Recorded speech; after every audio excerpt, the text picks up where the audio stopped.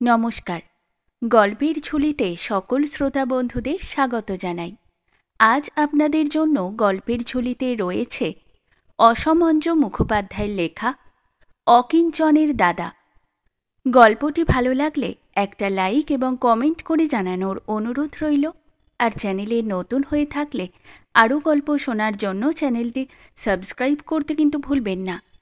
তাহলে চলুন শুনে নেওয়া যাক আজকের গল্প। গ্রামে বারোয়ারি হইবে, তাহারই সম্বন্ধে অন্য পাণ্ডাদের সঙ্গে পরামর্শ করিয়া বেলা প্রায় 1:30 প্রহরের সময় অকিঞ্চন বাহির হইতে বাড়ি ফিরিলে স্ত্রী ক্ষান্তমণি রান্নাঘরের ভাতের হাঁড়ির কাছ হইতে উঠিয়া মুখখানাকে ভাতের হাঁড়িরই মতো করিয়া বলিয়া উঠিল, যার রাজ্যি শুদ্ধ দে না সে যেন 24 ঘণ্টা বাড়িতেই বসে থাকে, কেননা 5 জনে তাগাদা করতে এসে তাকে পাবে না দেখতে, আর আমায় যে 10টা কথা শুনিয়ে যাবে সে আমি সইতে পারবো না। অকিঞ্চন হুকার মাথা হইতে কলিকা লইয়া তামাক সাজিতে সাজিতে কহিল, তাগাদা করতে এসে কে তোমায় 10টা কথা শুনিয়ে দিয়ে গেল শুনি? গাঁ শুদ্ধ পাওনাদার কজনের নাম করব, আর তাদেরই বা দোষ কি? তারা দিয়ে রেখেছে আর চাইতে আসবে না।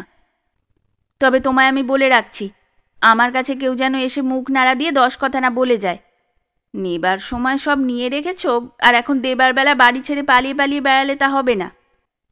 সকালবেলা বিনে জেলের মা কি মুখ নাড়াটাই নামায় দিয়ে গেল। বৎসর 2 আগেও অকিঞ্চন প্রত্যহ স্নানান্তে গীতা পাঠ করিত, মিথ্যা কথা কহিত না, এবং ফেলি নাপিতিনীর গচ্ছিত গহনা ও টাকা তাহার গয়া কাশি হইতে ফিরিয়া আসার পর কড়ায় গণ্ডায় তাহাকে বুঝাইয়া ফেরত দিয়াছিল।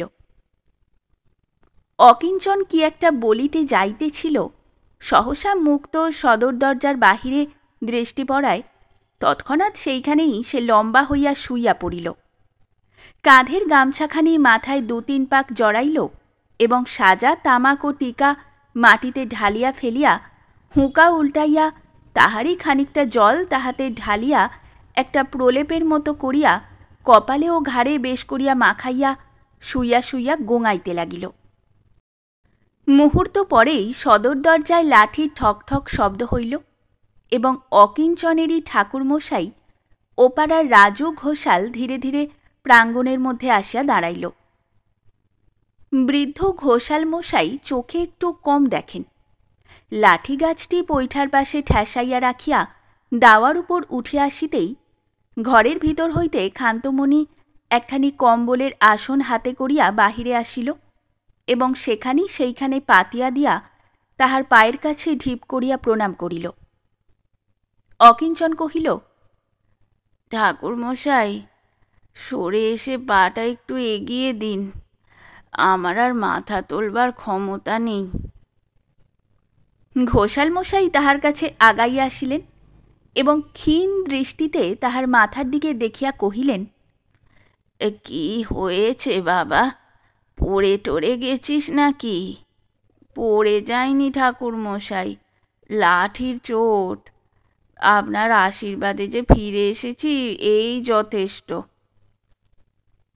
সপ্তাহখানেক আগে অকিঞ্চন ঘোষাল মশাইয়ের বাড়ি গিয়া কথায় কথায় তাহাকে বলিয়াছিল যে সে 2-1 দিনের মধ্যেই কোনো একটা বিশেষ দরকারে একবার কলিকাতায় যাইবে। ঘোষাল মশাই ইহা শুনিয়াই তাহার 2 নাতনির জন্য 2খানি ভালো দেখিয়া আলপাকার ছাপা শাড়ি আনিয়া দিবার জন্য শিষ্য অকিঞ্চনের হাতে তখনই 10টি টাকা গছাইয়াছিলেন। কয়দিনের পর আজ তাহারই খোঁজ লইতে বৃদ্ধ প্রায় অর্ধক্রোশ পথ হাঁটিয়া গ্রামের পূর্ব প্রান্ত হইতে পশ্চিম প্রান্তে শিষ্যের কাছে আসিয়াছেন। অতঃপর লাঠির চোটের কাহিনী বলিতে গিয়া অকিঞ্চন কহিল, আয়ু ছিল তাই ফিরে এসেছি, নইলে ঠিক সন্ধ্যেটি সবে হয়েছে। আপনার টাকা 10টা পকেটে নিয়ে কাপড় 2খানা কেনবার জন্য বেরোলুম।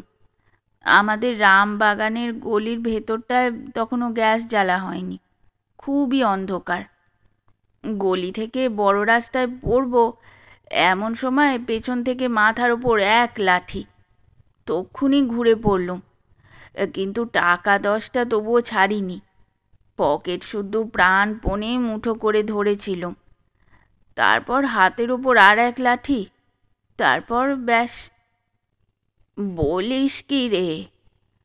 সেইখানেই শুয়ে পড়ে ভাবলুম যে ঠাকুরমশায়ের টাকা যেমন করে হোক কোনো সময় তাকে ফিরিয়ে দিতেই হবে, নইলে মহাপাতকী হতে হবে। সে টাকা তোকে দিতে হবে না। ধরতে গেলে আমারই জন্যে এত বড় এই বিপদটা তোর ঘটল। সে টাকা আবার আমি তোর কাছ থেকে গচ্ছা নেব? হ্যাঁ বাবা, মাথা ফেটে রক্ত টক্ত বেরোয়নি তো? বোধহয় তাও বেরিয়েছিল। অন্ধকারে আর অতটা ঠাউর করতে পারিনি। এখন আশীর্বাদ করুন শিগগির যেন ভালো হয়ে উঠি। বলিয়া আর একবার অকিঞ্চন তাহার পায়ে ধুলা লইয়া মাথায় দিল। তারপর উভয়ে আরও 2-4টি কথা হইল। ঠাকুরমশাই তাহাকে আশীর্বাদ করিলেন, ভাবনা করিতে নিষেধ করিলেন, এবং টাকা 10টি যে তিনি কিছুতেই তাহার কাছ হইতে লইবেন না বারবার সে কথা জানাইলেন, এবং তৎপরে লাঠি গাছটি তুলিয়া লইয়া ঠক ঠক করিতে করিতে প্রাঙ্গণ পার হইয়া বাহির হইয়া গেলেন। খান্ত ঘর হইতে বাহির হইয়া কহিল,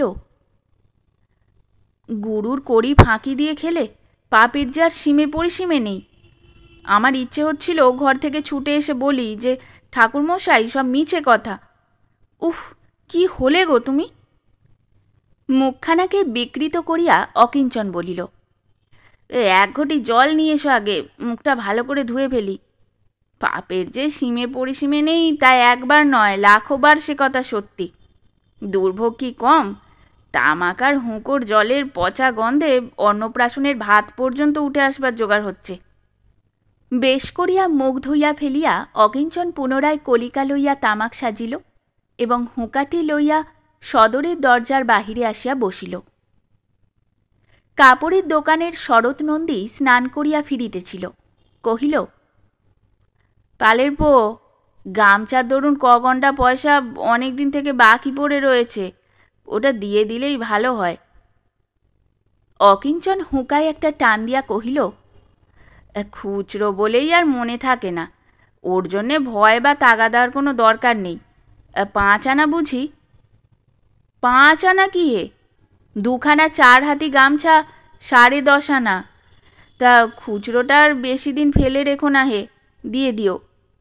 বাঁড়ুজ্যের কাছে তোমার বড় দেনার কি হলো? শুনলুম সুদ নাকি আসল ছাপিয়ে উঠেছে। অকিঞ্চন নীরব থাকিয়া তামাক টানিয়া যাইতে লাগিল। নন্দী চলিয়া যাইবার উপক্রম করিলে কহিল, যতই হোক সুদে আসলে 100 হয়েছে। 400 টাকা দেনা আবার দেনা। কলকাতা গিয়ে 4 মাস থাকতে পারলে এই শোধ করে দেব, কিন্তু বেরোতেই যে পারছি না, সেই হয়েছে মুশকিল।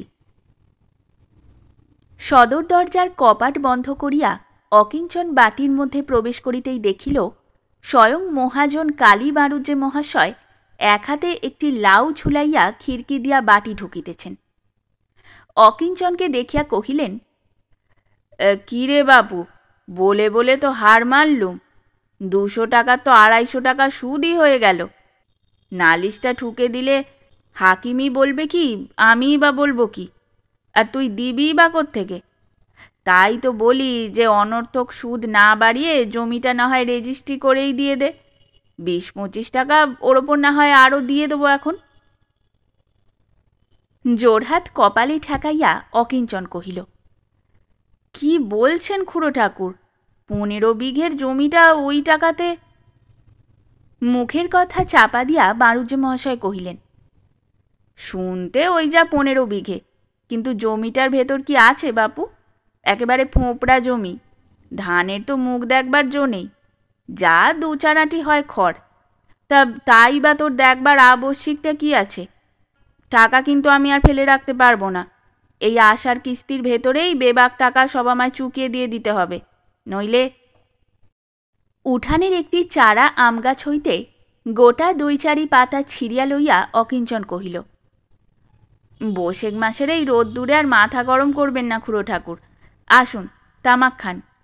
লাঠিটি বাগালেন কোত্থেকে? প্রশ্ন বাণিজ্যমশাই কানে তুলিলেন না। অকিঞ্চনের পিছন পিছন তিনি দাওয়ার উপর উঠিয়া খুঁটি ঠেস দিয়া বসিয়া আমপাতার নল পাকাইতে মনোযোগী হইলেন। সেই দিনই সন্ধ্যার পর বাণিজ্যের এই দেনা লইয়া অকিঞ্চনের সহিত খান্তর খুব একচোট ঝগড়া হইয়া গেল, এবং অকিঞ্চন রাগের মাথায় প্রদীপ, পিলসুচ, জলের ঘড়া, তেলের ভাঁড়, লক্ষ্মীর হাঁড়ি, হুকা, কলিকা, লণ্ঠন, বালতি আছাড় দিয়া ভাঙিল। আমকাঠের সিন্দুকের ওপর শাবলের ঘা মারিল। দা দিয়া খান্তকে কাটিতে যাইয়া উঠানের সেই চারা আমগাছটির ওপরই 2-4 কোপ বসাইয়া দিল, এবং প্রতিজ্ঞা করিল যে সে যদি যথার্থই ছিমন্তপালের ছেলে হয় তো কালই সে বাড়ি হইতে চলিয়া যাইবে, এবং দেনার টাকা হাতে না করিয়া আর কখনো বাড়ি ফিরিবে না। কিন্তু কালই তাহার যাওয়া হইল না। পরের দিন সমস্ত সকালটা অকিঞ্চনকে ঘরে দেখা গেল না। গাঁইতে সে ছিল না। বেলা প্রায় 1 প্রহরের সময় পাশের গ্রাম হইতে সে ফিরিতেছিল।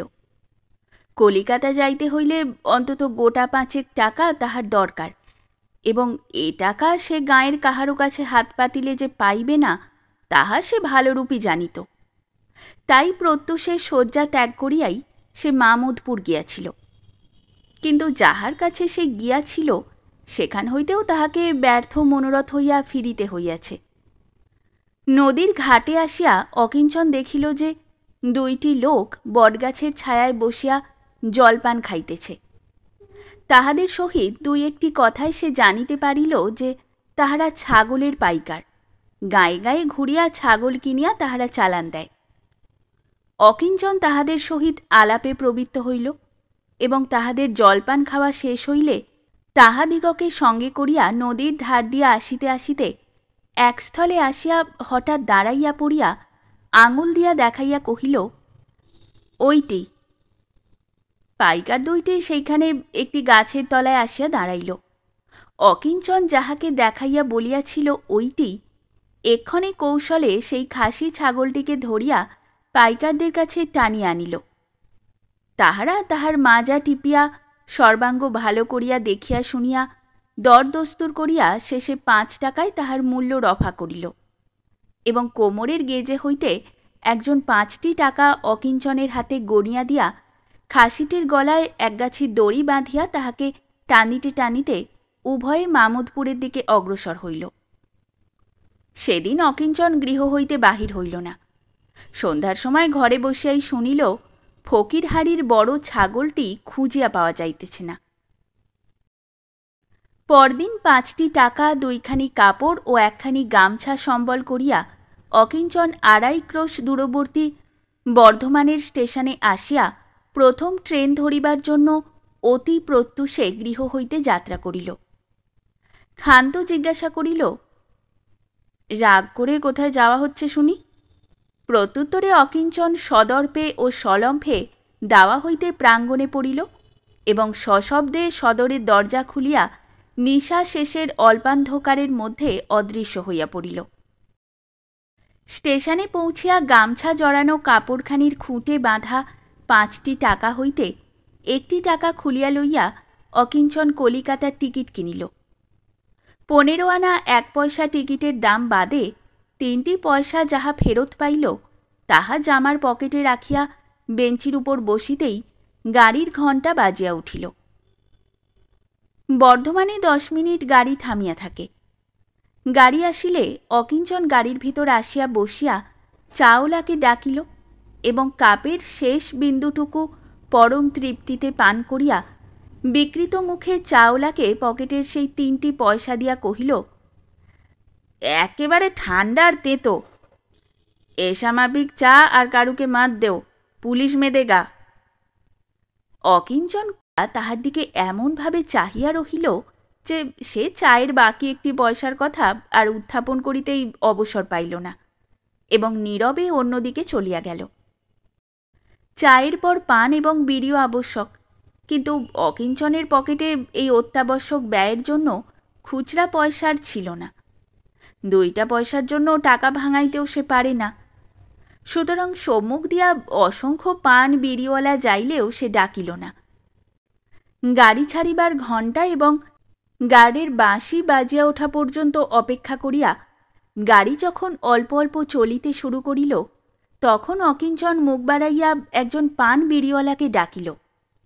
1 পয়সার পান ও 1 পয়সার বিড়ি লইয়া দুই দিককার পকেটে অকিঞ্চনের পয়সা খুঁজিতে খুঁজিতে পানওয়ালা ও গাড়ি একসঙ্গে ছুটিতে ছুটিতে প্ল্যাটফর্মের সীমান্তে আসিয়া পড়িল এবং গাড়ির ভোঁস ভোঁসের সঙ্গে পানওয়ালার ফোঁস ফোঁস বৃথাই বায়ুর সঙ্গে মিশিয়া গেল।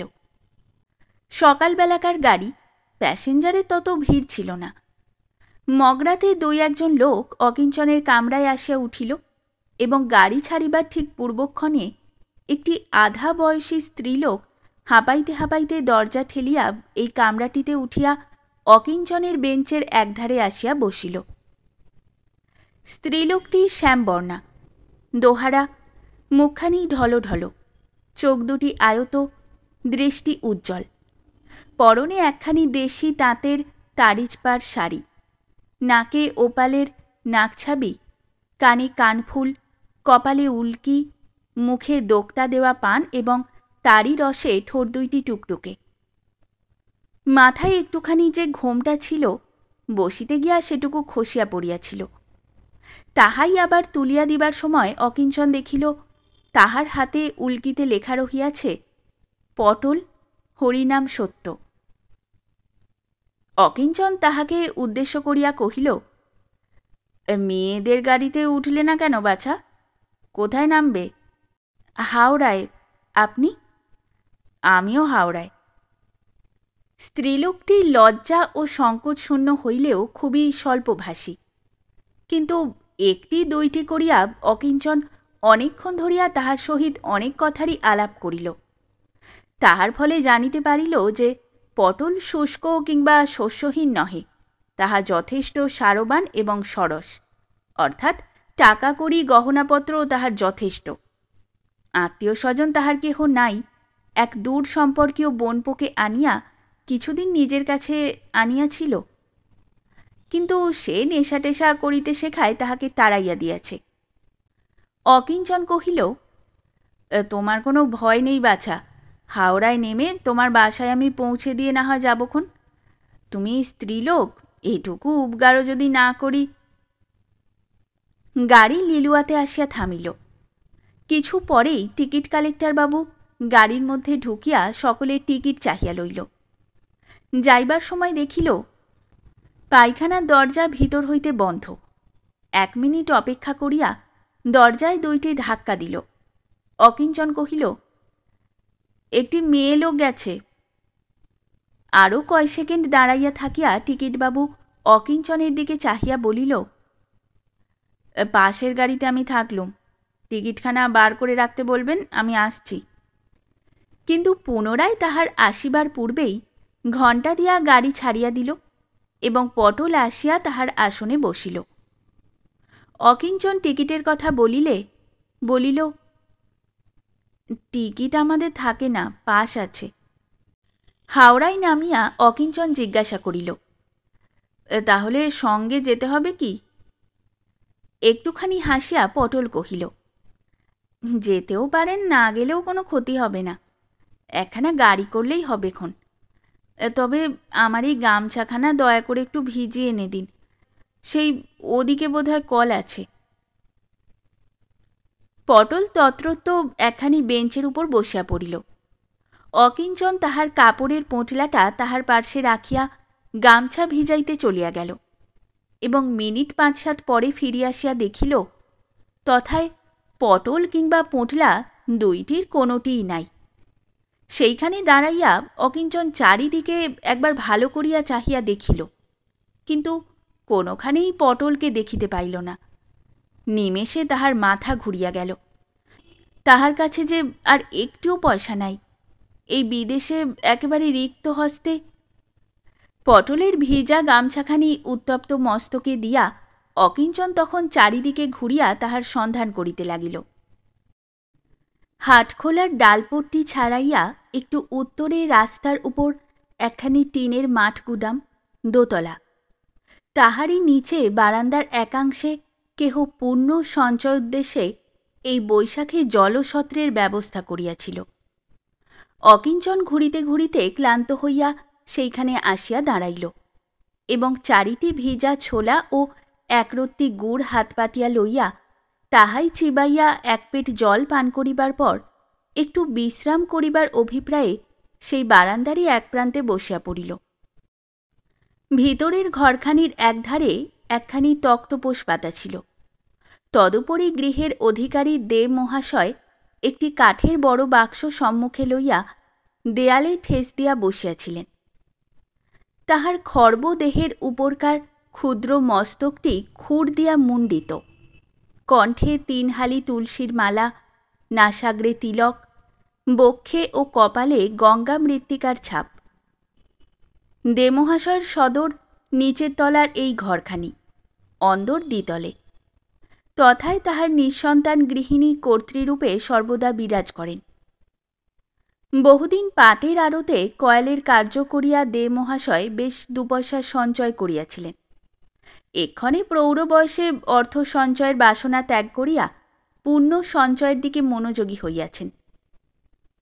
প্রত্যুষে উঠিয়া গঙ্গা স্নান করেন, সকাল সন্ধ্যায় নাম জপ করেন, বৎসর বৎসর জলসত্র দেন এবং প্রতিবাসী কুলি, মজুর, কারিগর, গাড়োয়ান, ফেরিওয়ালা, দোকানদার প্রভৃতিকে চোটায় ও ক্ষতে টাকা কর্জ দিয়া একদিকে তাহাদের সাহায্য করেন ও অপরদিকে নিজের সময় কাটান।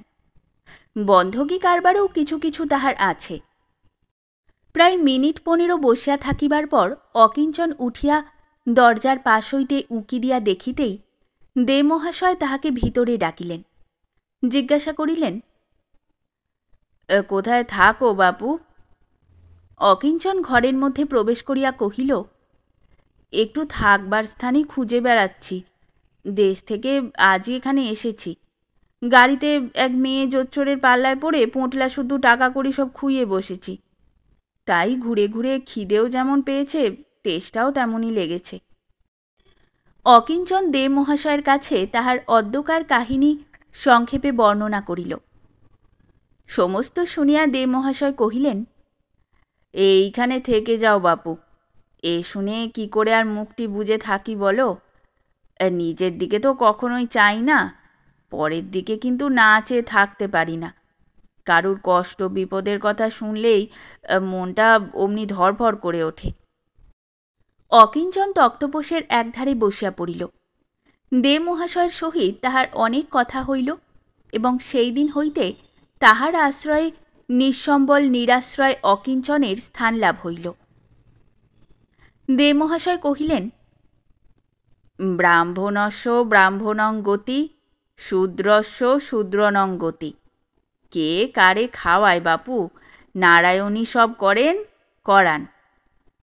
অকিঞ্চন দুর্ভাবনার হাত হইতে কিয়ৎ পরিমাণে নিষ্কৃতি লাভ করিয়া মনে মনে অনেকটা নিশ্চিন্ত হইল। সন্ধ্যার পর অকিঞ্চন দেখিল দেব মহাশয়ের চোটার কারবারটি নেহাত সামান্য নহে, অনেক টাকাই তাহার এই কারবারে আসিতেছে যাইতেছে। একটি টাকা কেহ চোটায় ধার করিলে দেব মহাশয়কে প্রত্যহ একটি করিয়া পয়সা দিয়া যাইতে হয়। এইরূপ 2 মাস 15 দিন দিলে ওই টাকাটি উসুল যায়। 1 টাকা লইলে যেমন প্রত্যহ 1 পয়সা, তেমনি 5 টাকা লইলে প্রত্যহ 5 পয়সা, 25 টাকা লইলে প্রত্যহ 25 পয়সা, এই হিসাবে দিবার রীতি। কিন্তু সময় 2 মাস 15 দিন। যে যত টাকা লোক না কেন, তত পয়সা হিসাবে তাহাকে ওই 2 মাস 15 দিন দিয়া যাইতে হইবে। তবে দেব মহাশয়ের আরেকটি নিয়ম আছে। টাকা কর্যের সময় গৃহীত টাকা হইতে সিকি অংশ, অর্থাৎ টাকা প্রতি 4 আনা দেব মহাশয়কে তখনই দিয়া দিতে হয়। দেব মহাশয় বলেন, ওই 4 আনার মধ্যে 2 পাই দালালি, 6 পাই বারোয়ারি, 2 পাই বৃত্তি, 1.5 পাই অফিস খরচ, আর বাকি পয়সাটা দরিদ্র ভাণ্ডার। অর্থাৎ দেব মহাশয়ের ঘরের দেওয়ালে ঝোলানো পয়সা ফেলিবার ছিদ্রযুক্ত চাবি তালা লাগানো একটি ক্ষুদ্র টিনের বাক্স। টাকা কর্য দিবার সময় খাতকের নিজ হাত দিয়াই দেব মহাশয় নির্দিষ্ট পয়সা উহার মধ্যে ফেলিয়া দেন, নিজে তাহা স্পর্শ করেন না। কানাখোড়াকে দান, ভিখারীদের মুষ্টি ভিক্ষা, বৈশাখ মাসে জলসত্র প্রভৃতি ইহা হইতেই হয়। যাহা হোক, দে মহাশয়ের আশ্রয়ে প্রথম দিন অকিঞ্চনের একরূপ কাটিয়া গেল। দ্বিতীয় দিনে সে একটু নাক মুখ সিটকাইল। তৃতীয় দিনে বুঝিল যে এখানে তাহার থাকা চলিবে না। 5-7 দিন পরে সে একেবারেই অতিষ্ঠ হইয়া পড়িল। এই কয়দিনেই দে মহাশয় তাহাকে যে যে কাজের ভার দিয়াছিলেন তাহা এই: গঙ্গা জল আনিতে হয়, কারণ রৌদ্রাধিক্যবশত দে মহাশয় হাঁটিয়া গঙ্গা স্নান করিয়া আসিতে পারেন না, বাড়িতেই গঙ্গা জলে প্রাতঃস্নান করেন। গঙ্গা জল আনিয়া দিয়াই অকিঞ্চনকে রাস্তার কল হইতে জল তুলিয়া জলসত্রের বড় বড় জ্বালা 2টি ভরিতে হয়। তাহার পর আফিস ঘর, বারান্দা, অন্দর, সদর সর্বত্র ঝাঁট দিয়া পরিষ্কার করা, বাজার যাওয়া ও বাজারের হিসাব বুঝাইয়া দেওয়া। বাজার করা অপেক্ষা দে মহাশয়ের কাছে বাজারের হিসাব দেওয়াই কঠিন কার্য। একটি করিয়া সিকি তাহার বাঁধা বাজার খরচ ছিল। এই এক সিকির হিসাব দিতেই অকিঞ্চন বাহিরে যেমন ঘামিয়া উঠিত, ভিতরে তেমনি ফুলিয়া উঠিত। যাহা হোক, বাজারের হিসাব দিবার পরই তাড়াতাড়ি স্নান সারিয়া সেই বাজার হাতে লইয়া তাহাকে রান্নাঘরে ঢুকিতে হয়, কারণ তাহার আসিবার পর হইতেই দেগৃহিণী সকালবেলাটায় আর আগুনের তাতে যান না, কারণ দুবেলা আগুনের তাত তাহার সহ্য হয় না। সুতরাং রন্ধন শেষ করিয়া কর্তা গৃহিণীর আহারের পর তাহার খাইতে প্রত্যহই বেলা 2টা-2:30 বাজিয়া যায়। তাহার পর কোনোদিন মশারি, কোনোদিন বালিশের ওয়ার, কোনোদিন বিছানার চাদর, কোনোদিন বা দে গৃহিণীর পরনের শাড়ি কিংবা দে মহাশয়ের আঠা ধুতি বা ফতুয়া এবং তৎসহ ছুঁচ ও সুতা তাহার কাছে আসিয়া পড়ে। দে মহাশয় তাহাকে বলেন, কাজকে ভয় করতে নেই হে, কাজই হচ্ছে লক্ষ্মী। আমি তোমায় আলসে হয়ে বসে থাকতে কখনোই দিচ্ছি না, পর বলে তো তোমাকে আমি মনে করি না।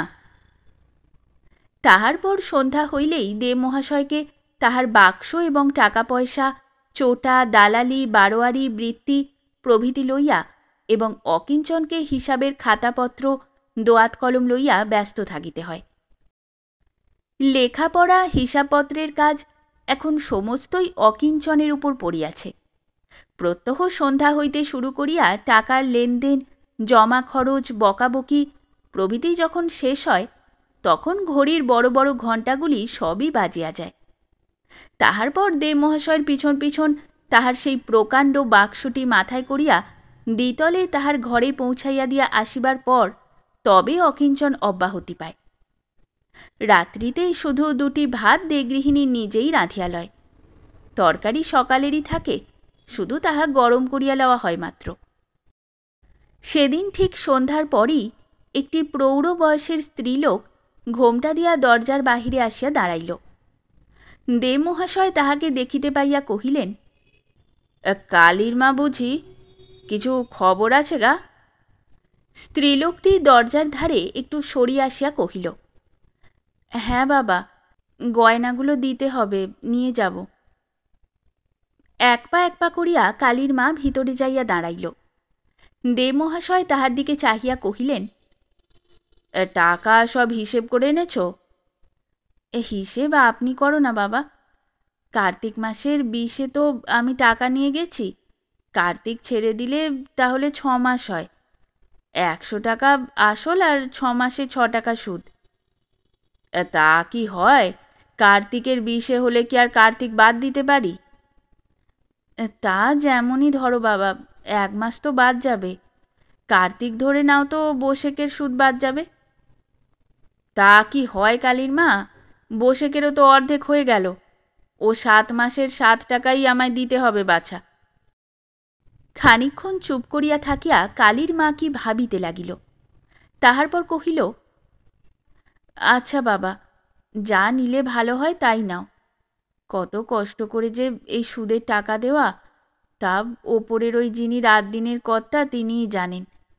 নেহাত দায়ে ঠেকে বউটার গা থেকে খুলে এনে তখন দিয়েছিল, তাই এই 6 মাস না খেয়ে না দে ঋণ শোধ করতে এসেছি। বলিয়া আঁচলের গেরো খুলিয়া 10খানি 10 টাকার নোট ও 6টি টাকা দে মহাশয়ের সম্মুখে তক্তপোষের উপর রাখিয়া কহিল, 1টা টাকা কাল সকালে তাহলে দিয়ে যাব। নোট কয়খানি ও টাকা কয়টি গনিয়া লইয়া দে মহাশয় বাক্সর মধ্যে রাখিয়া বন্ধ করিলেন এবং তৎপরে খাতা খুলিয়া কালীর মার হিসাবটা একবার দেখিয়া লইয়া অকিঞ্চনকে টাকাটা জমা করিয়া লইতে বলিয়া উপরে চলিয়া গেলেন। খানিক পরেই কয়েকটি সোনার জিনিস আনিয়া দে মহাশয় কালীর মার হাতে দিলেন। কালীর মা সেগুলি ভালো করিয়া দেখিয়া কহিল, হার ছড়াটা? দে মহাশয় কহিলেন, হার? হারটা তো কিছু ছিল না বাপু, যেমন দিয়েছিলে তেমনই। সে কি বাবা, আমার নাতির গলার সরু বিচে হার, আপনি ভালো করে দেখুন গিয়ে। হার যে আমি এর সঙ্গে দিয়ে গেছি, দোহাই বাবা ভালো করে খুঁজে। কি মুশকিল, ভালো করে আর খুঁজবো কোথায়? দেখি হে খাতাখানা। এই দেখো, 20 কার্তিক মারফত কালীর মা, একজোড়া সোনার বালা, 2টা আংটি, একখানা চিরুনি, একজোড়া মাকড়ি। লেখার করি কি কখনো বাগে খায় বাছা? হার যদি দিয়ে যেতে তো এই খাতাতেই আমার থাকতো। তোমাদের মেয়ে মানুষের এইসব হাঙ্গামা কাজে সেবার হরিপদর পিসি এইরকম নিচে কীরকম হইচই বাঁধালে, কিন্তু ভাগ্যে আমার খাতা ছিল, তাই তো রক্ষে পেয়ে গেলুম। কালীর মা কাঁদিতে কাঁদিতে কহিল, বাবা, ওপরে ভগবান আছেন, এখনো চন্দ্রসূর্যি উঠছে, এর সঙ্গে আমার নাতির গলার বিচে হার দিয়ে গেছি। 1 ভরি 10 আনা দিয়ে আমার কালী যেদিন তৈরি করে আনলে তার 2 দিন পরেই দিয়ে গেছি বাবা। বাছা আমার আর গলায় দিতে পারেনি। খাতা তোমার ভালো করে দেখো, ঠিকই লেখা আছে। না থাকলে লিখতে ভুলে গেছো, নিশ্চয়ই ভুলে গেছো। কিচ্ছু ভুল হয়নি, ভুল হয়নি, খাতায় যে লেখা নেই। কালীর মার কাঁদাই শুধু সার হইল। অনেক তর্ক, অনেক কথা, অনেক চোখের জল ফেলার পর চোখের জল মুছিতে মুছিতে কালীর মা চলিয়া গেল। দে মহাশয় বহুক্ষণ পর্যন্ত নীরবে বসিয়া রহিলেন। তাহার পর সেইখানে তাকিয়ায় মাথা দিয়া শুইয়া পড়িয়া কহিলেন, ভালো হাঙ্গামা যা হোক, মাগি সাবমন্দ কতকগুলো দিয়ে গেল। আস্পর্দা দেখো একবার, ছোট লোক কোথাকার। পরদিন প্রাতঃকালে দোতলার বারান্দায় রাঁধিতে রাঁধিতে উঁকি দিয়া অকিঞ্চন দেখিল, ছেলেদের গলার একগাছি নূতন বিচেহার হাতে লইয়া দেগৃহিণী দে মহাশয়ের সহিত ফিসফিস করিয়া কি কথা কহিতেছে। সেই দিন রাত্রিতে খাতকদের দেনা পাওনা কাজকর্ম শেষ হইলে অকিঞ্চন দে মশাইকে কহিল, 8-9 দিন হয়ে গেল, আমার একটা মাইনে ঠিক করে তাহলে। চমকিত হইয়া দে মহাশয় কহিলেন, মাইনে? মাইনে টাইনের ব্যবস্থা করে পরের মতো তোমায় আমি দেখতে পারবো না। কোন দিন গিন্নি হয়তো তা বলে বসবেন মাইনে। ছেলেপুলে ভাইপো ভাগ্নে কোথাও কেউ নেই, টাকা করি যা হোক কিছু করেছি, চিরকাল আর এসব নিয়ে অবশ্যই থাকবো না। হয়তো শিগগিরই দুজনে আমরা বৃন্দাবনে চলে যাব। এইগুলো স্থির হয়ে ভালো করে বুঝে দেখো, এর বেশি আর আমি কিছু বলবো না। অকিঞ্চন আর বেশি কিছু বলিল না। অনেকক্ষণ পরে কি একটা বলিতে যাইয়া দেখিল, অর্ধশায়িত অবস্থাতেই দে মহাশয়ের নাক ডাকিতেছে। অকিঞ্চন একটু উচ্চকণ্ঠে কহিল, আপনি কি ঘুমুলেন? একটু নড়িয়া উঠিয়া দে মহাশয় কহিলেন, বেশ ঝিরঝিরে হাওয়া দিচ্ছে, চোখ দুটো যেন ঘুমে জড়িয়ে আসছে, একটু শুই। তুমি ততক্ষণ বাক্সটা ওপরে দিয়ে এসো, আর আমাদের ভাত বাড়তে বলোগে। অকিঞ্চন তক্তপোষ হইতে নামিয়া মেজের উপর দাঁড়াইল। ঘড়িটার দিকে একবার চাহিয়া দেখিল যে 10টা বাজিতে আর কয়েক মিনিট মাত্র বাকি আছে। তাহার পর একবার বাহিরের দিকে দেখিয়া উপরে দিয়া আসিবার জন্য বাক্সটি 2 হাতে তুলিয়া ঘর হইতে বাহির হইল। ঝিরঝিরে হাওয়াতে সেদিন দে মহাশয়ের নাক ডাকার শব্দ ক্রমেই পর্দার পর পর্দায় চড়িতে লাগিল। সুতরাং তাহার বাক্স যে সেদিন আর উপরে পৌঁছাইল না, বহুক্ষণ অবধি সে সংবাদ আর তিনি জানিতে পারিলেন না। বেলা 5টা 23 মিনিটের সময় কলিকাতা হইতে যে গাড়ি বর্ধমানে আসিয়া থামে, সেই গাড়ি হইতে নামিয়া অকিঞ্চন ফটকে টিকিট দিয়া প্ল্যাটফর্মের বাহিরে আসিয়া দাঁড়াইল। তাহার পায়ে চীনা বাড়ির বার্নিশ জুতা, পরনে নূতন কোরা ধুতি, গায়ে ধপধপে লং ক্লথের নূতন কামিজ, এক হাতে নানা দ্রব্যপূর্ণ একটি বড় পোঁটলা, অপর হাতে ক্যাম্বিসের একটি নূতন ব্যাগ। বাহিরে আসিয়া সে একখানি ছই দেওয়া গরুর গাড়ি ভাড়া করিল এবং গাড়োয়ানকে গাড়ি প্রস্তুত করিতে বলিয়া সম্মুখের একখানি মিঠাইয়ের দোকানে প্রবেশ করিল। 2.5 ক্রোশ কাঁচা মেঠো পথ গোজানের সাহায্যে মন্থর গতিতে আসিতে রাত প্রায় 1 প্রহর হইল। ক্ষান্ত তখন প্রদীপ নিভাইয়া শৈবার উপক্রম করিতেছিল। অকিঞ্চনের ডাকাডাকিতে সদরের খিল খুলিয়া দিয়া কহিল, ভালো যা হোক, রাগ এতদিনে পড়ল। অকিঞ্চন কোনো কথা না বলিয়া ঘরের মধ্যে আসিয়া বসিল এবং পোঁটলাটা খান্তর দিকে আগাইয়া দিয়া কহিল, উনুন ধরিয়ে আগে একটু চা করে দাও, দেহটা বড্ড ক্লান্ত হয়ে পড়েছে। সারাদিনটা এই রোদে গাড়িতে কেটেছে, তারপর ঘোরাঘুরিও বড় কম হয়নি তো। ক্ষান্ত পোঁটলাটা খুলিতে খুলিতে কহিল, তা দিচ্ছি, কিন্তু এই রকম করে যে আমায় একলা ফেলে গেলে কি হয় বলো দেখি আমার? কি করে যে এই কদিন কাটিয়েছি তা নারায়ণ জানেন। দুর্ভাবনায় মুখে অন্ন দিতে পারিনি, চোখে নিদ্রা আসেনি, তার উপর বাণুজ্য মশাইয়ের তাগাদা। কদিন ধরে বাড়ির মাটি আর রাখেনি। রোজ 3 বেলা এসে বামুন খোঁজ নিয়েছে যে তুমি ফেরার হয়ে পালিয়েছো না ফিরে এসেছো। খবর নেওয়াচ্ছি আমি। টাকার নোটের চাবুক তৈরি করে তাই দিয়ে বামনার হাতে গুনে গুনে মারব। বলিয়া পেট কাপড় হইতে কি একটা রুমালে বাঁধা জিনিস ক্ষান্তর কপল লক্ষ্য করিয়া ছুঁড়িল। চমকিত হইয়া ক্ষান্ত তাহা তুলিয়া লইল এবং খুলিয়া দেখিতে দেখিতে কহিল, এ কি গো, এ যে নোটের তারা! কত টাকার নোট? গুনে দেখো।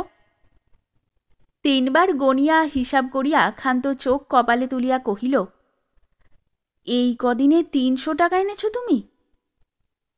ব্যাগের মধ্যে হাত দিয়া টাকার শব্দ করিতে করিতে অকিঞ্চন কহিল, 300-র সাঙাত ভাইরা আবার এখানে সব আছে। ও কত? তা প্রায় 100 খানেক। চমকের বেগ কত কাটিয়া গেলে ক্ষান্ত স্বামীর সহিত আরও 2-4টি কথা কহিয়া চা তৈয়ারি করিবার জন্য উঠিয়া গেল। পরদিন প্রাতে বাণুজ্য মহাশয় আসিয়া উঠানে দাঁড়াতেই অকিঞ্চন কহিল, টাকা আপনাকে সবই এখনই শোধ করে দিতে পারি, কিন্তু দেব না। কেননা আপনি বলেছেন যে আষাঢ় মাসের ভেতর দিতে, তাই দেব আপনাকে। তবে সুদ কিছু না হয় দিয়ে দেব এখন। ও বেলা একবার আসবেন। পরশু এদের সব নিয়ে আমায় আবার যেতে হবে, সেখানে বিস্তর কাজ ফেঁদে এসেছি। বেশি দিন তো আর এখানে পড়ে থাকতে পারবো না। বৈকালের দিকে বাণুজ্য মহাশয় আবার আসিলেন এবং অকিঞ্চন তাহাকে সুদের বাবদ 50 টাকা দিয়া কহিল, হয়তো আষাঢ় মাসও লাগবে না, ও মাসেই আপনার বেবাগ দিয়ে ফেলব। পরদিন গোছগাছ করিতেই কাটিয়া গেল এবং তৎপর দিন ক্ষান্তকে লইয়া অকিঞ্চন কলিকাতা রওনা হইল। কলিকাতায় সে কোনো বাসার ঠিক না করিয়াই ক্ষান্তকে লইয়া গেল। সুতরাং হাওড়ায় নামিয়া সে একখানি ট্যাক্সি ভাড়া করিয়া বরাবর কালীঘাটে মন্দিরের নিকটবর্তী এক যাত্রী নিবাসে গিয়া উঠিল। সেখানে দৈনিক 8 আনা হারে 7 দিনের জন্য একখানি ঘর ভাড়া করিয়া থাকবার পর অনেক অনুসন্ধান করিয়া চেতলার হাটের ওইদিকে 15 টাকা ভাড়ায় একটি ছোট টিনের বাড়ি ভাড়া করিল। অতঃপর অকিঞ্চন সুবিধামতো একটি কাজের সন্ধানে প্রত্যহ খবরের কাগজে বিজ্ঞাপন দেখিতে লাগিল এবং সকাল সন্ধ্যায় 5 জায়গায় যাতায়াত করিতে লাগিল। আমহার স্ট্রিটের উপর দৈনিক জগৎ সংবাদপত্রের সুবৃহৎ কার্যালয়। প্রকাণ্ড ফটকের মধ্যে ঢুকিয়া, যেখানে উভয় পার্শ্বে প্রত্যেক দিনের কাগজ কাঠের বোর্ডে আঁটা হইয়া ঝুলিতে থাকে, সেখানে সদা সর্বদাই অসংখ্য পাঠকের সমাবেশে বাহির হইতে ভিতরে প্রবেশ করা দুষ্কর হয়। কর্মখালির বিজ্ঞাপন পাঠের জন্যই অধিকাংশ পাঠক ব্যস্ত। এইখান হইতেই বাম পদে আঘাতপ্রাপ্ত হইয়া অকিঞ্চন 2 দিন চলিতে পারে নাই। দ্বিতলে সুবিস্তৃত হলে শ্রেণীবদ্ধভাবে অসংখ্য কর্মচারী নিজ নিজ কার্যে নিযুক্ত। তাহারই একদিকে সম্পাদকের গৃহ, বিজ্ঞাপন বিভাগ, সহকারী সম্পাদক, চিত্র বিভাগ, ক্যাশ প্রভৃতি, এবং অপরদিকে প্রকাণ্ড সুসজ্জিত ঘরে স্বত্বাধিকারী জ্যোতিষবাবুর খাস অফিস। খসখসের পর্দা ঠেলিয়া বাহির হইতে একটি ভদ্রলোক এই ঘরের মধ্যে প্রবেশ করিয়া কহিলেন, কি খবর, হঠাৎ তলব কেন? জ্যোতিষবাবু কিসের একটা হিসাব দেখিতেছিলেন, তাহা বন্ধ করিয়া রাখিয়া কহিলেন, বসুন, কয়েকটা নালিশ রুজু করে দিতে হবে। ভদ্রলোকটি জ্যোতিষবাবুরই উকিল এবং বন্ধু। জিজ্ঞাসা করিলেন, বাড়ি ভাড়ার নালিশ তো? শুধু ভাড়া নয়, ভাড়া আছে, হ্যান্ডনোট আছে, মর্টগেজ আছে, চিটিং আছে। ঠকে ঠকে এত সাবধান হয়েও আবার চিটিংয়ের কেস। কি করি বলুন মতিবাবু, সাবধান হয়েও পারিনি। মানুষ হয়ে মানুষকে কত অবিশ্বাস করি বলুন। খুব সাবধান হই কাজ করি, তাই রক্ষে, নইলে আমাকেই এতদিনে কেউ না কেউ চিট করে নিয়ে গিয়ে মানুষ বেচার দেশে হয়তো বিক্রি করে দিয়ে আসতো। একটু থামিয়া জ্যোতিষবাবু আবার কহিলেন, কিন্তু জোচ্চুরি বাটপাড়ি ঠকামি করেও তো কেউ কিছু সুবিধে করতে পারে না। আগেও যেমন তাদের হাভাত, পরেও ঠিক তাই। তবু এরা সৎ পথে চলে না কেন, তাই শুধু আমি ভাবি। সৎ পথের প্রথম দিকটা চলতে বড্ড হোঁচট লাগে কি না? যাক, আপনার হরেকেষ্টর খবর কি? তার কথা আর বলবেন না, বাপের শ্রাদ্ধটাদ্য সব মিছে কথা। ওই বলে 1 মাসের মাইনে ফাঁকি দিয়ে একেবারেই সরে পড়েছে। খবর নিলুম, তার বাপই ছিল না। হো হো করিয়া হাসিয়া উঠিয়া মতিবাবু জিজ্ঞাসা করিলেন, বাপই ছিল না কীরকম? বাস্তবে কি ওর বাপ ছিল না? ওর জন্মের 3-4 মাস আগেই নাকি ওর বাপ মারা যায়। কিন্তু হরেকেষ্টর জায়গায় মতিবাবু এতদিনে খুব ভালো একটি লোক পেয়েছি, সত্যই ভালো। কিন্তু তার ওই চেয়ারের গুণে শেষ পর্যন্ত কি দাঁড়ায় তা বোধহয় বলা যায় না। এর বিষয়ে খুব পারা যায়। এ লোকটির চেহারা, কথাবার্তা, হাবভাব, কাজকর্ম দেখলেই বলা যায় যে এর দ্বারা কোনো অন্যায় কাজ হতে পারে না। সংসারের টান নেই, কারণ সংসারে এর কেউ নেই, সন্ন্যাসীর মতোই থাকে। তবে ভগবানের ওপরের বড় অভিমান।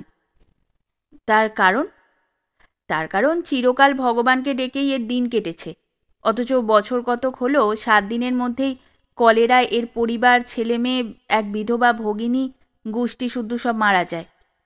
তারপরে পাড়া প্রতিবাসীরা একজোট হয়ে এর 2-4 বিঘে জমি জমা যা ছিল তাও ফাঁকি দিয়ে নেয়। সেই ধিক্কারে লোকটি দেশ ছেড়ে চলে এসেছে। তাই ভগবানের ওপর এর যত নালিশ আর অভিমান। অভিমান বটে, অথচ দিনের ভেতর 50 বার তার নাম করতেও ছাড়বে না। এই সময়ে একটি লোক ঘরের মধ্যে প্রবেশ করিল। জ্যোতিষবাবু তাহার দিকে চাহিয়া জিজ্ঞাসা করিলেন, পাওয়া গেল? গোটা চারেক কলের মুখের স্টপকক টেবিলের উপর রাখিয়া লোকটি কহিল, খুব ভালো মেকি এনেছি বটে, তবে ঘুরে ঘুরে 18 আনার কমে কোথাও পেলুম না। 4টেতে 4.5 টাকা নিয়েছে। চমকিত হইয়া জ্যোতিষবাবু কহিলেন, বলো কি হে, হরেকেষ্ট বরাবর 2 টাকা করে এনেছে। বোধহয় 2-1 বার 9 করেও নিয়েছে। যাক, তাহলে 10 টাকা 5.5 টাকা ফিরেছে বলো। পকেট হইতে একখানা 10 টাকার নোট ও 5.5টি টাকা বাহির করিয়া জ্যোতিষবাবুর সম্মুখে রাখিয়া লোকটি কহিল, 15.5 টাকা ফিরেছে। বিস্ময়পূর্ণ নেত্রে জ্যোতিষবাবু তাহার দিকে চাহিয়া বলিলেন, 10 টাকা দিলুম, 15.5 টাকা ফিরল কীরকম? 2খানা নোট দিয়েছিলেন বাবু, বোধহয় তাড়াতাড়িতে ভুল হয়েছিল। নতুন নোট গায়ে গায়ে চেপে বসেছিল আর কি। বলিয়া লোকটি ঘরের বাহির হইয়া গেল এবং সঙ্গে সঙ্গেই ফিরিয়া আসিয়া অত্যন্ত বিনীতভাবে কহিল, 1 পয়সা আমায় দিন, বড্ড তেষ্টা পেয়েছে। 1 পয়সার বাতাসা এনে একটু জল খাই। জ্যোতিষবাবু টেবিলের উপর হইতে একটি আনি তুলিয়া তাহার হাতে দিয়া কহিলেন, তেষ্টা পেয়েছিল তো এই থেকেই পয়সা নিয়ে শরবত খেলে পারতে। তা কি পারি বাবু? আপনার বিনা অনুমতিতে কি সেটা কখনো সম্ভব হয়? লোকটি চলিয়া গেলে মতিবাবু জিজ্ঞাসা করিলেন, এরই কথা আপনি বলছিলেন বোধ হয়? হ্যাঁ। এর বাড়ি কোথায়? বীরভূম জেলা। এখানে শ্যামবাজারের ওদিকে টিনের একখানা ঘর ভাড়া নিয়ে আছে। কি নাম? ধর্মদাস মিত্তির। মাসখানেক পরে হঠাৎ একদিন জ্যোতিষবাবুর নিকট হইতে সংবাদ পাইয়া মতিবাবু ব্যস্ত হইয়া আসিয়া কহিলেন, কি খবর জ্যোতিষবাবু? জ্যোতিষবাবু কহিলেন, আরে মশাই, বেটা একরাশ টাকা কড়ি নিয়ে ভেগেছে। কে? সেই ভণ্ড বিটলে বাটপার রাস্কেল, আপনার সেই ধর্মদাস মিত্তির? আরে হ্যাঁ মশাই, বেটা মহাজোচ্চোর, ধরিবাজ, ভণ্ডের শিরোমণি। কি নিয়ে সরেছে? তা বেশ ভালো রকমই নিয়ে গেছে। খান 7-8 বিল আদায় করে প্রায় 100-5 টাকা নিয়েছে। দত্ত কোম্পানির দোকান থেকে 12 ভরির 1 ছড়া সোনার হার তাকে দিয়েই কাল আনতে পাঠিয়েছিলুম, সেটা নিয়েছে। আমার সোনার ঘড়িটা এই ড্রয়ার থেকে নিয়েছে। জামা থেকে সোনার বোতাম সেটটা ভগবানের ওপর অভিমান করেই নিয়েছেন আর কি, নইলে ধর্মদাস কখনো এতটা অধর্ম করতে পারেন কি? আরে ওর নামই বোধহয় ওর নয়। তার একখানা গীতা তার ডেস্কের মধ্যে ছিল, সেখানা সে প্রায়ই পড়ত। গীতাখানা সে ফেলে গেছে, তাতে নাম লেখা অকিঞ্চন পাল। শ্যামবাজারে তার বাসায় খোঁজ নিয়েছিলেন? সে সবই মিথ্যে মতিবাবু, সবই মিথ্যে। সেখানে খোঁজ নিতে গিয়ে দেখা গেল টিনের বাড়ি টাড়ি নেই। রাজশাহীর কে একজন জমিদারের প্রকাণ্ড 4 তলা এক বাড়ি। মতিবাবু জ্যোতিষবাবুর মুখের দিকে এক দৃষ্টে চাহিয়া রহিলেন।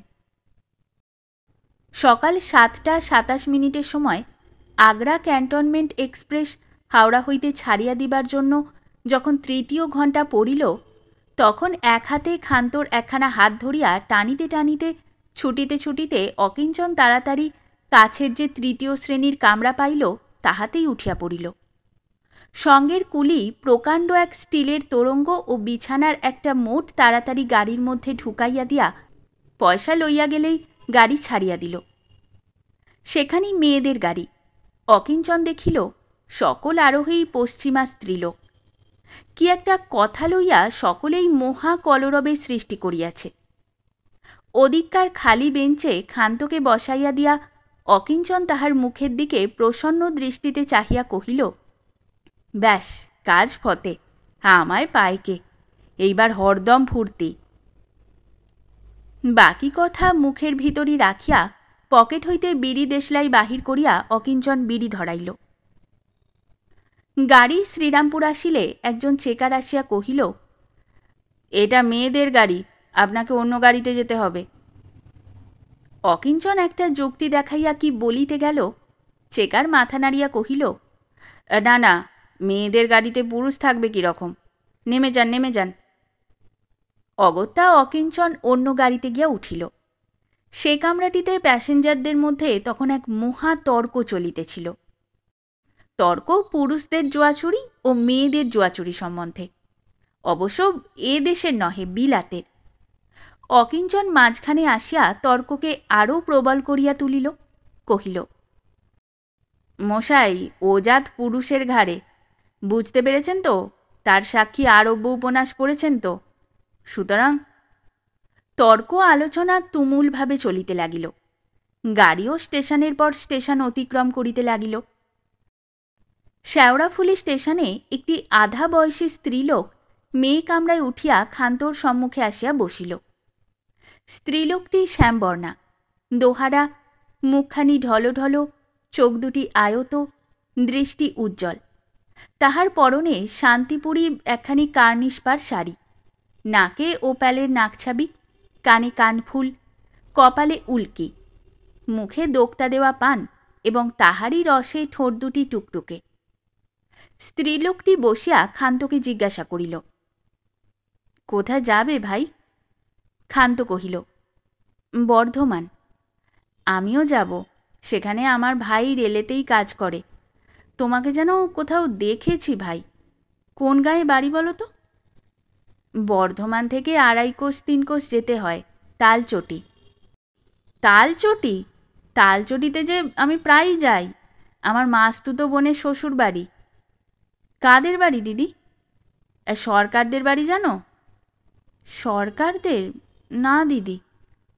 চিনবে কি করে বোন, বউ মানুষ তো। তখন উভয়ে অনেক কথা অনেক গল্প হইল। ক্ষান্ত কহিল, হ্যাঁ দিদি, একলা এইরকম গাড়িতে যেতে তোমার ভয় করে না? ভয় কিসের? আমরা তো ধরতে গেলে একরকম রেলেরই লোক। তবে আজকাল ভাই মেয়ে গাড়িতে বড্ড চুরি হতে আরম্ভ হয়েছে, প্রায় রোজই হচ্ছে। এই সেদিন গাড়ি মগরা স্টেশনে এসে দাঁড়াতে না দাঁড়াতেই দুজন লোক হঠাৎ ঢুকে চোখের নিমেষে একজনদের তোরঙ্গ তুলে নিয়ে চলে গেল, কেউ ধরতেও পারলে না। বলো কি দিদি? কালো ব্যান্ডেলে ওই রকম ব্যাপার হয়ে গেছে। তোমারও তোরঙ্গে খালি কাপড় চোপড় আছে তো? পয়সা কড়ি কিছু থাকে তো বার করে নিয়ে পেট কাপড়ে বেঁধে রাখো। অ্যাঁ, টাকা কড়ি? হ্যাঁ, না, আমার ক্যাশ বাক্স ওর মধ্যে আছে। সেটা বোন বার করে কোলে করে ধরে নিয়ে বসো, কি জানি বিপদ হতে বেশিক্ষণ লাগে না। ক্ষান্ত তোরঙ্গ খুলিয়া স্টিলের ছোট ক্যাশ বাক্সটি বাহির করিয়া কোলের উপর লইয়া বসিল। দিদি কহিল, আমি থাকতে অবশ্যই কোনো ভয় নেই, কেননা আমরা রেলেরই লোক। ভাই আমার রেলের সবচেয়ে বড় বাবু, এই যেখানকার যত মাস্টার সকলের ওপরে। তবুও ভাই সাবধানের মার নেই। বলিয়া দিদি প্রস্রাবের ঘরে যাইয়া ঢুকিল। ফিরিয়া আসিয়া বসিতেই ক্ষান্ত উঠিয়া দাঁড়াইয়া কহিল, আমিও একবার। যাবে? যাও, এই ব্যান্ডেলে এসে পড়ল। এখানে বড্ড ভিড় হবে ভাই, এই বেলা সেরে এসো। বাক্সটি দিদির হাতে দিয়া ক্ষান্ত প্রস্রাব করিবার ঘরে প্রবেশ করিল এবং সঙ্গে সঙ্গে গাড়িও মন্থর গতিতে আসিয়া স্টেশনের মধ্যে প্রবেশ করিয়া প্ল্যাটফর্মের কোলে আসিয়া পড়িল। ব্যান্ডেলে গাড়ি 5 মিনিট থামিবে জানিয়া অকিঞ্চন স্ত্রীর খোঁজ লইবার জন্য মেয়ে গাড়ির সামনে একবার আসিয়া দাঁড়াইল। দেখিল ক্ষান্ত অতিমাত্রায় ব্যস্ত হইয়া জানালায় মুখ বাড়াইয়া চারিদিকে কি যেন খুঁজিয়া দেখিতেছে। অকিঞ্চনকে সম্মুখে দেখিয়া কহিল, শিগগির এসো, সর্বনাশ হয়েছে। তখনই গাড়ির ভিতর ঢুকিয়া পড়িয়া অকিঞ্চন কহিল, কি হয়েছে? অধীরভাবে হাউমাউ করিয়া উঠিয়া ক্ষান্ত কহিল, ক্যাশ বাক্স নিয়ে চলে গেছে। ওগো, কি হলো গো? দুই চোখ কপালে তুলিয়া অকিঞ্চন চিৎকার করিয়া কহিল, ক্যাশ বাক্স? ক্যাশ বাক্স নিয়ে চলে গেছে? কে কে কে নিয়ে গেল? আমি কি চিনি ছাই? নাকে নাক ছাবি, কপালে উল্কি, বাঁ হাতে নাম লেখা পটল, হরিনাম সত্য। ওগো, বাক্স নিয়ে দিদি কোথায় গেল গো? পটল, হরিনাম সত্য? দুই হাতে মাথার দুই পাশ চাপিয়া ধরিয়া অকিঞ্চন সেইখানে নির্জীবের মতো বসিয়া পড়িয়া অনুচ্চ কণ্ঠে আপন মনে কহিল, দিদি নয়, দিদি নয়, সে তোমার ভাসুর, ভাসুর, আমারই সে দাদা।